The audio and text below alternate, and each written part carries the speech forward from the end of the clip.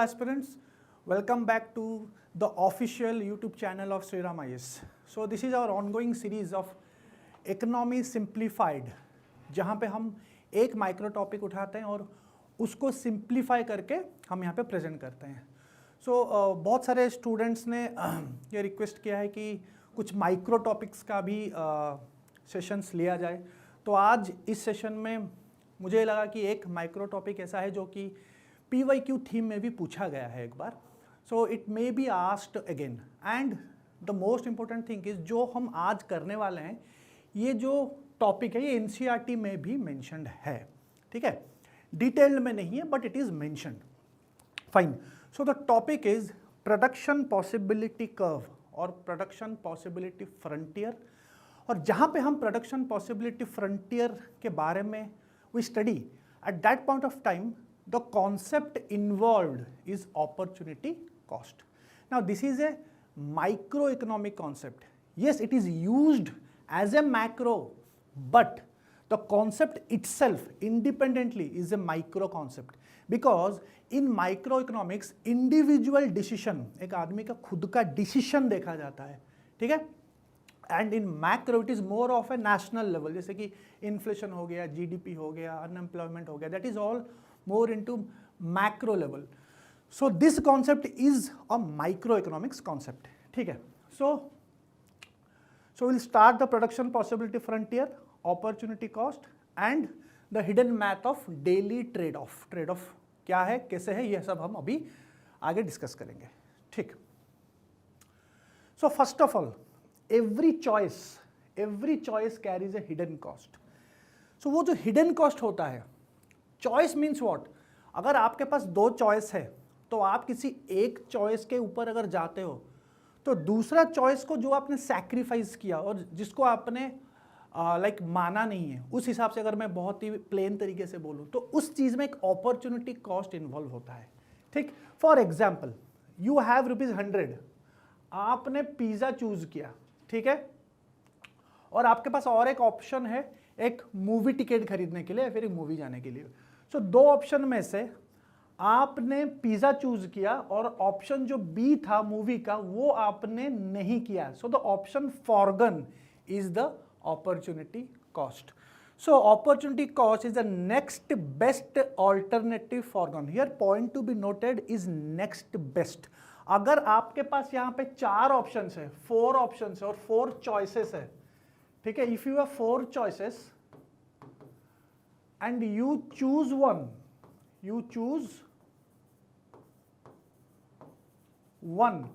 so the second best alternative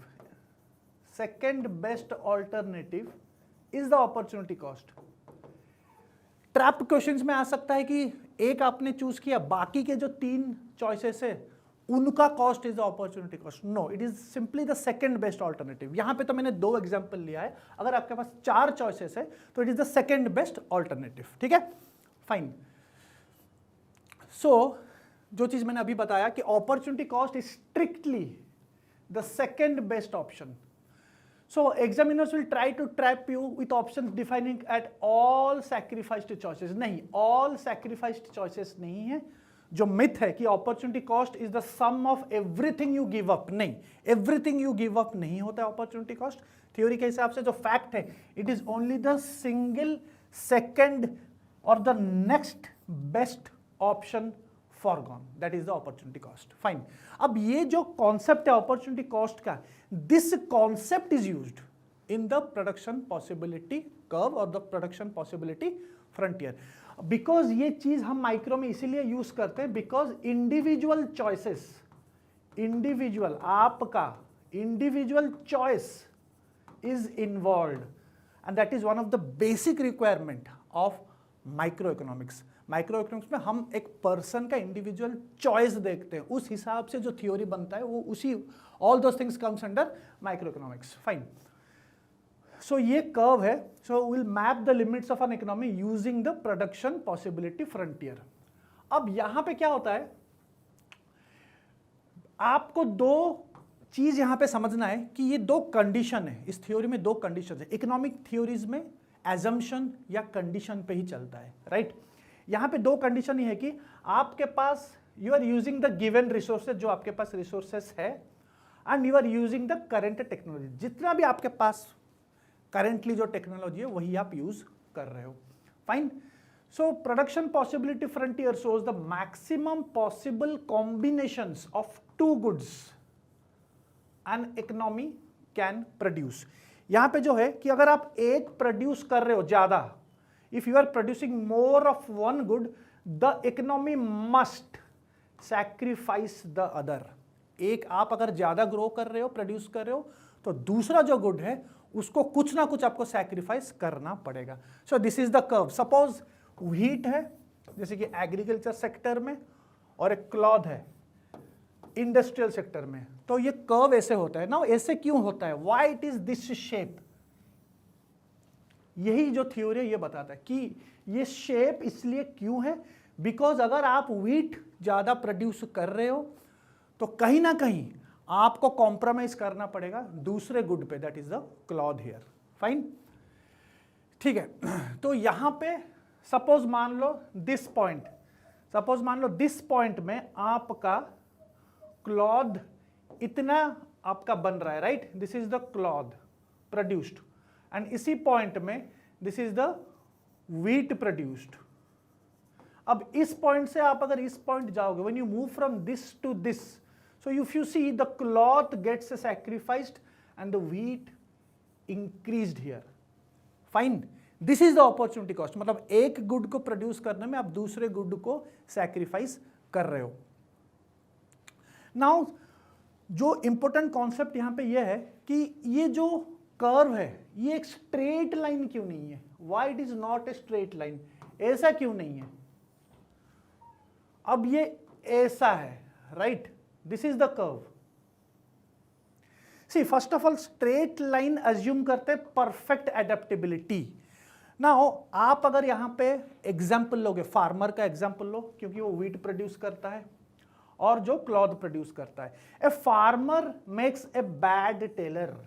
farmer अच्छे से वो टेलर का जो काम है वो तो फार्मर कर नहीं सकता ना. तो कहने का मतलब ये है परफेक्ट एडेप्टेबिलिटी इसीलिए नहीं है बिकॉज एफिशिएंट रिसोर्स एलोकेशन नहीं है.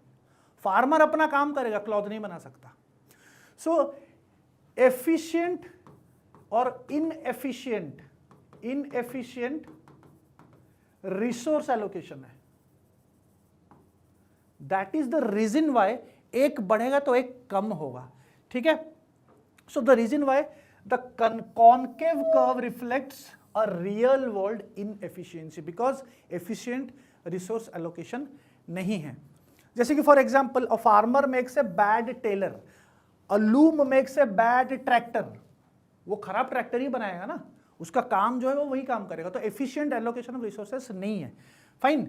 सो this is the reason why वो इस तरीके का होता है. तो यहां पे भी तीन कंडीशन आता है कि अगर इस पॉइंट के ऊपर है तो क्या है, अगर कर्व के नीचे कहीं पे पॉइंट है तो क्या है, अगर कर्व के बाहर पॉइंट है तो क्या है. This is the most important thing, जो तीन केस हम अभी कवर करेंगे. ठीक. ओके. फाइन. पहला केस. और ये एक चीज याद रखना यहां पे कि हमारा जो इकोनॉमी है, इकोनॉमी हमेशा कहीं ना कहीं इसी तीन फेज के अंडर में काम करेगा. वेदर वो कर्व के अंदर में है या फिर कर्व के ऊपर है या फिर कर्व के बाहर है, जो कि पॉसिबल तो नहीं है लेकिन किस तरीके से पॉसिबल हो सकता है वो हम डिस्कस करेंगे. फाइन. तो every economic state falls into one of the three geographical zones. One zone is this, one zone is on the curve and one zone is outside the curve. ठीक है. ठीक है. On the curve is perfect efficiency. This state is on the curve, perfect efficiency. All the state यहां पे जो है it means production is proper efficient. यहां पे एफिशिएंट प्रोडक्शन हो रहा है. मतलब कहने का मतलब यह कि फुल यूटिलाइजेशन. जो दो रिसोर्सेस है, मतलब जितना उसका प्रोडक्टिव कैपेसिटी है उतना प्रोड्यूस कर रहा है. जितना प्रोडक्टिव कैपेसिटी है यहां पे अगर देखा जाए तो यहां पे जितना प्रोड्यूस हो सकता है उतना हो रहा है. इतना क्लॉथ हो रहा है, इतना व्हीट हो रहा है. यहां पे अगर देखोगे इतना क्लॉथ हो रहा है, इतना व्हीट हो रहा है. तो कहने का मतलब यह है कि द एफिशिएंट तो है but point on the curve efficient तो है लेकिन there is a trade off, there is a trade off. Trade off means one good is producing at the cost of another good. ये concept है, ये तो रहेगा, बट एफिशिएंट है. It is producing its maximum output एक economy में जितना होना चाहिए उसका प्रोडक्टिव कैपेसिटी के हिसाब से उतना बन रहा है. ठीक है, तो ये जो इस पॉइंट के ऊपर है that is on the curve. Inside the curve, अगर सपोज मान लो inside the curve, inside the curve अगर हम एक पॉइंट यहां पे बनाएं, इनसाइड द कर्व यहां पे, तो यहां पे होता क्या है, प्रोडक्शन तो हो रहा है,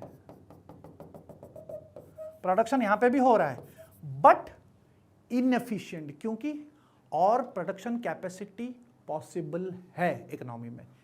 it can come to here, possibility वो आ सकता है, पर inefficient. So inside the curve always inefficient means under utilization of resources, under utilization of resources. क्या पता लेबर स्किल्ड नहीं है, क्या हमारे पास उस लेवल का टेक्नोलॉजी नहीं है. तो कहीं ना कहीं जो इंडिया कंटेक्स्ट है, हमारे कंट्री का जो कंटेक्स्ट है, इंडियन कंटेक्स्ट कहीं ना कहीं हमारा कर्व के नीचे में है. इंडियन कंटेक्स्ट में मैं बात कर रहा हूं अभी, बिकॉज हो सकता है अगर हम उस तरीके से अच्छे से यूटिलाइज करें रिसोर्सेज को, हम यूटिलाइज नहीं कर रहे, मतलब कहने का मतलब है कि पोटेंशियल है लेकिन हम कर नहीं रहे या फिर कर नहीं पा रहे. Right, outside the curve. अब आउटसाइड द कर्व मतलब इस कर्व के बाहर कोई एक पॉइंट अगर यहां पे लेंगे, ठीक है, कर्व ऐसे होना चाहिए. राइट, कर्व ऐसे होना चाहिए, मतलब आउटवर्ड शिफ्ट. हमने एक एजम्पशन ये लिया था कि करंट टेक्नोलॉजी के हिसाब से कर्व बना है.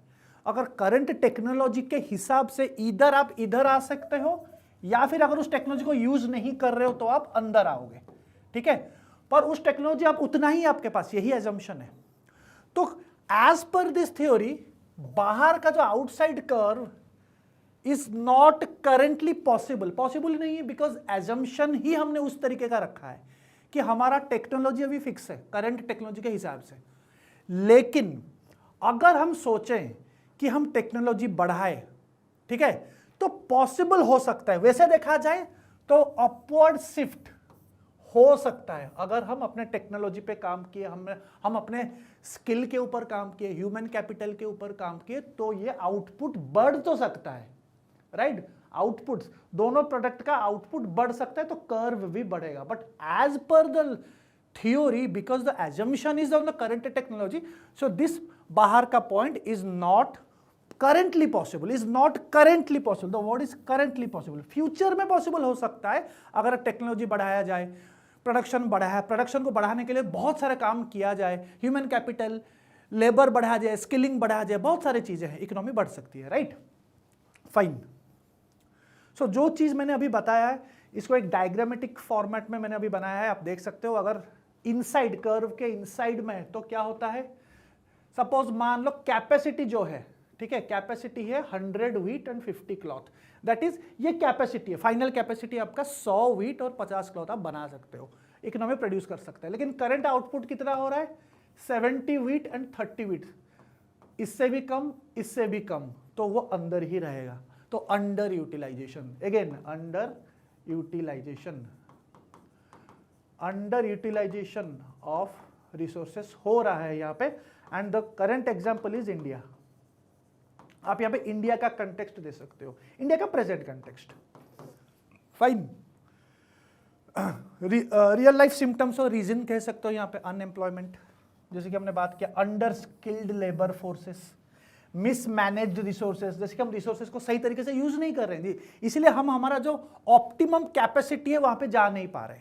ठीक, आइडल फैक्ट्रीज है लेकिन आइडल पड़े हैं, उसके वजह से हमारा कहीं ना कहीं पॉइंट इनसाइड द कर्व होता है. ठीक है, सो इसका जो मेन चीज है, अगर इनसाइड द पीपीएफ है, the economy is under performing, it's true potential तो है लेकिन परफॉर्म नहीं कर पा रहा है.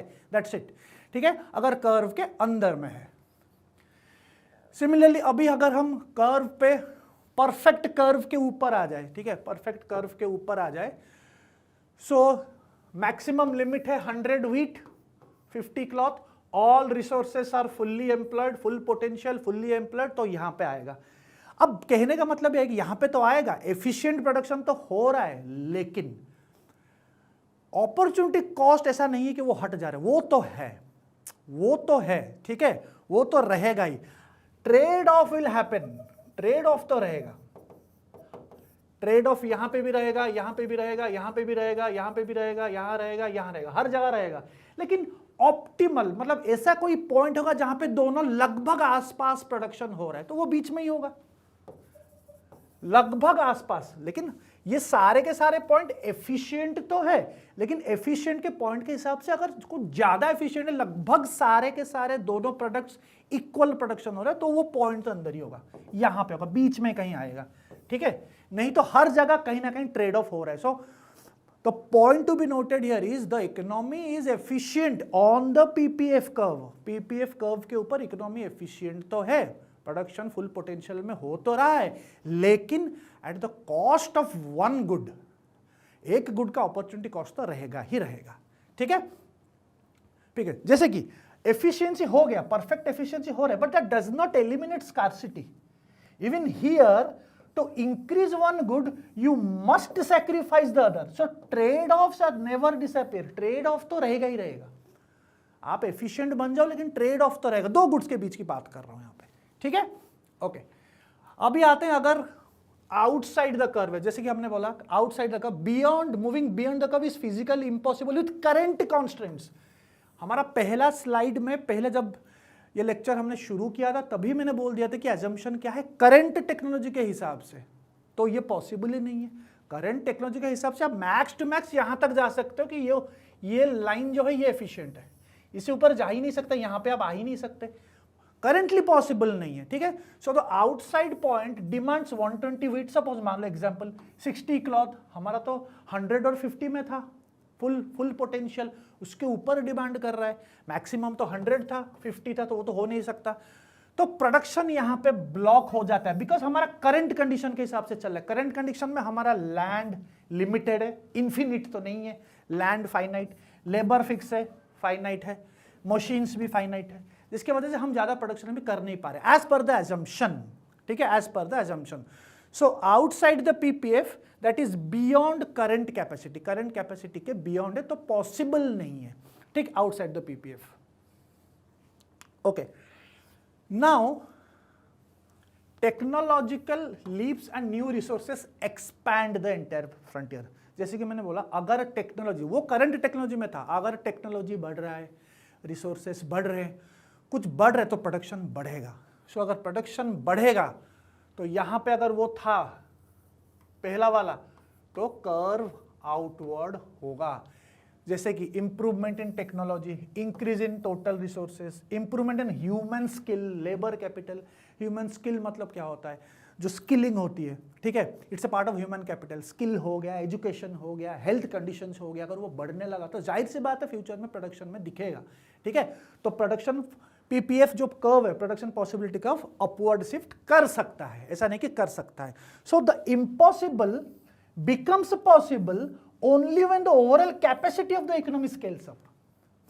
ओवरऑल कैपेसिटी जब बढ़ेगा तभी जाके कर्व शिफ्ट होता है, ठीक है, अपवर्ड शिफ्ट होता है। ओके, सो ये पूरा का पूरा जो हमने अभी डिस्कस किया है एक टेबल के ऊपर है, inside the curve under performing, on curve पे ऑप्टिमल। देखो ऑप्टिमल है बट नॉट सोशियली ऑप्टिमल। एक एमसीक्यू में आया था, हमारे यहाँ के अनुभूति के टेस्ट में ये क्वेश्चन था कि जो कर्व के पॉइंट पूरा का पूरा पीपीएफ के पॉइंट के ऊपर है, is it socially optimal? No, it may be optimal, socially optimal नहीं है, सोशियली ऑप्टिमल नहीं। व्हाई? आप व्हीट और क्लॉथ की बात कर रहे हो, ठीक है, आप एक पॉइंट में क्लॉथ बहुत ज्यादा हो रहा है, व्हीट थोड़ा कम हो रहा है मान लो, और वो एफिशिएंट ही है, कर्व के ऊपर है, बट क्या पता सोसाइटी में क्लॉथ ज्यादा नहीं चाहिए, व्हीट ज्यादा चाहिए, तो सोसाइटी के हिसाब से तो वो ऑप्टिमल नहीं हुआ ना, because normal optimal as a resource utilization that is a different thing. Social optimal जब हो जाते हैं तो मतलब ही बदल जाता है, सोसाइटी में क्या जरूरत है उस हिसाब से करना है। तो ऐसा नहीं है कि जो आप यहाँ पे प्रोडक्शन पॉसिबिलिटी कर्व बता दिए हर point, yes these are optimal points, agree these are efficient points, but socially optimal नहीं हो सकता because we do not know what the society needs. उसके नीड के खिलाफ अगर जा रहे हो और वो उसी पॉइंट में ही है तो दैट डज नॉट मीन कि वो सोशली ऑप्टिमल हो गया। ठीक, आउटसाइड द कर्व तो प्रेजेंट कंडीशंस में अनरीचेबल। तो ये हमने बात किया, जैसे ये यहाँ पे इनसाइड द कर्व अनएम्प्लॉयड होगा, आइडियल रिसोर्सेस होती है, ऑन कर्व में तो फुल्ली यूटिलाइजेशन होती है, मैक्सिमम आउटपुट यहीं पे होती है, लेकिन ट्रेड ऑफ रहेगा, ट्रेड ऑफ रहे जो हमने अभी बात किया। ओके, अब इसको मैं अगर बहुत ही यूपीएससी एस्पिरेंट के लाइफ में अगर कन्वर्ट करूं, एक फनी टेक है। फॉर एग्जाम्पल हम सब आप सब एज एन एस्पिरेंट सब आप पढ़ाई कर रहे हो, रिवीजन कर रहे हो, अभी एग्जाम है, तो ये आपके लाइफ में भी इस्तेमाल होता है। कैसे? अगर कर्व इनसाइड में है, ठीक है, सब्जेक्ट ए पॉलिटी, सब्जेक्ट बी इकोनॉमी, ठीक है, ये सब पढ़ाई करते हो ना आप, ठीक है। आप अगर प्रोक्रास्टिनेट करके आपका पोटेंशियल बहुत ज्यादा है, कभी कभी आपने देखा होगा कि आप एक दिन में उतना नहीं पढ़ पा रहे हो जितना पहले दिन पढ़ा था, तो आपका एक पोटेंशियल है कि आप 8 घंटे 10 घंटे पढ़ पा रहे हो, यू कैन डू, बट एक दिन आपने क्या किया, आपने वो 8 घंटे नहीं कर पाया, आप 4 घंटे किए, एक सब्जेक्ट 4 घंटे किए, एक सब्जेक्ट आप 2 घंटे किए, ये दोनों, तो कहीं ना कहीं time and energy were wasted inside, आपने प्रोक्रेस्टिनेट किया और आपके फुल पोटेंशियल तक आप पहुंच नहीं पाए। बड़े सारे दिन ऐसे आते हैं सारे एस्पिरेंट्स के लाइफ में, यू विल अग्री कि सबका नेचुरल है, सबका होता है, हर दिन सिमिलर नहीं हो पाता है। सो यूपीएससी एस्पिरेंट के लिए पीपीएफ कर्व आपके जिंदगी का एक बहुत ही अहम हिस्सा है, ठीक है। तो ये सब एस्पिरेंट के लिए जानना है, और आपका फुल पोटेंशियल, आप बड़े खुश होते हो जिस दिन आपने सारे अपना टारगेट्स खत्म किया, एक दिन का जो टारगेट था सारे सब्जेक्ट्स आपने पढ़ लिया। लेकिन हमेशा आपने देखा होगा एक सब्जेक्ट, अगर आप 2 सब्जेक्ट एक दिन में पढ़ते हो, एक सब्जेक्ट अगर ज्यादा होते हो eight the cost of another subject, होता ही है हमेशा। मुझे बड़े सारे स्टूडेंट्स पूछते हैं सर 2 सब्जेक्ट्स को हम एक तरीके से कैसे करें, इसको थोड़ा बढ़ा देते हैं तो उसको थोड़ा कम हो जाता है, that is nothing but opportunity cost, ठीक है। तो ये आपका पोटेंशियल है, ठीक है, बड़ा कम होता है पोटेंशियल जिस दिन आप एग्जाम पास हो जाता है तो बड़ा होता है, लेकिन एग्जाम जब बहुत दूर होता है तो पोटेंशियल कभी कभार फुलफिल नहीं हो पाता है। सो ऑन द कर्व अगर आप हो तो you studied efficiently, trading of subjects optimally, trading of तो रहेगा, आप एफिशिएंट स्टडी कर रहे हो, लेकिन फिर भी पॉलिटी को ज्यादा पढ़ लिया, इकोनॉमी को कम पढ़ लिया, या फिर इकोनॉमी को ज्यादा पढ़ लिया, पॉलिटी को कम पढ़ लिया, ये होता रहता है, ठीक है। आउटसाइड द कर्व ये पॉसिबल नहीं है कि आपके पास 24 घंटा ही है, 24 आवर्स है, उससे ज्यादा आप कैसे जा सकते हो करंट सिचुएशन में। करंट सिचुएशन आपका 24 घंटा ही ना है ना, तो ये पॉसिबल नहीं है। यहाँ पे you wished for a 30 hour, हमेशा आप क्या करते हो, एग्जाम जब पास आ जाता है हम ये सोचते हैं या फिर बोलते हैं काश थोड़ा दिन ज्यादा होता, थोड़ा घंटे ज्यादा होते, 24 घंटे की जगह 40 घंटा होता तो मैं पढ़ लेता। तो वो ये पॉइंट है, बाहर का पॉइंट है, ठीक है। लेकिन हाँ, अगर आप अपने स्किल पे काम करोगे, आगे जाके काम करोगे, अच्छे से काम करोगे, तो आपका प्रोडक्शन वैल्यू भी बढ़ता है, आपका पढ़ने का तरीका बढ़ता है, आहिस्ता आहिस्ता आदमी ग्रो भी करता है। एक फ्रेशर जैसे पढ़ता है, फिर 1 साल बाद वो दूसरी तरीके से पढ़ता है, थोड़ा उसका एफिशिएंसी भी ग्रो होता है, तो कर्व भी ग्रो होता है, ठीक है, और कर्व भी आउटवर्ड शिफ्ट होता है। सो इस तरीके का ही हमको समझना है। So these are the 4 unshakeable rules of production possibility frontier. Opportunity cost is strictly the next best alternative organ, not all options already discussed। 3 zones होता है, इनसाइड में वेस्टेज होता है, ठीक है, पोटेंशियल फुलफिल नहीं हो पाता है। On the curve means you are efficient, but opportunity cost तो रहेगा ऑफ वन गुड और 1 subject in your case. Outside current situation में तो इम्पॉसिबल है, लेकिन हो सकता है अगर टेक्नोलॉजी, अगर इंडियन इकोनॉमी के हिसाब से अगर लेंगे, टेक्नोलॉजी बढ़ा, ह्यूमन कैपिटल बढ़ा, तो हो सकता है, पर करंट सिचुएशन में पॉसिबल नहीं है। The curve bends outward because resources are not fully efficient. Curve इसलिए बेंड आउटवर्ड है बिकॉज रिसोर्सेस फुल्ली एफिशिएंट नहीं है, जैसे हमने एग्जाम्पल बताया टेलर का और एक फार्मर का, ठीक। Shifting outward requires a fundamental upgrade in technology, resources और ह्यूमन स्किल, ऑलरेडी डिस्कस्ड। कि एक फंडामेंटल इम्प्रूवमेंट आपके रिसोर्सेस में, स्किल में, ये सब चाहिए, ठीक है। सो this is the production possibility curve of micro economics, but students may think, some people think it is also a macroeconomic concept, because also we discussed about Indian economy. It is a macro thing, right? Because Indian economy कहीं ना कहीं इसी 3 phase में, हर economy इसी 3 phase में ऊपर नीचे होता रहता है। तो फिर अगर हम इंडियन इकोनॉमी की बात कर रहे हैं तो ये तो एक मैक्रो लेवल पे हुआ ना, ठीक है, मैक्रो लेवल पे इसका एक एग्जाम्पल हम दे रहे हैं, but as a concept it is a micro concept, because individual decision making, opportunity cost एक डिसीजन से होता है, तो वो डिसीजन मेकिंग हमेशा माइक्रो इकोनॉमिक्स में रहता है। That is the reason why the topic comes under micro economics. Thank you.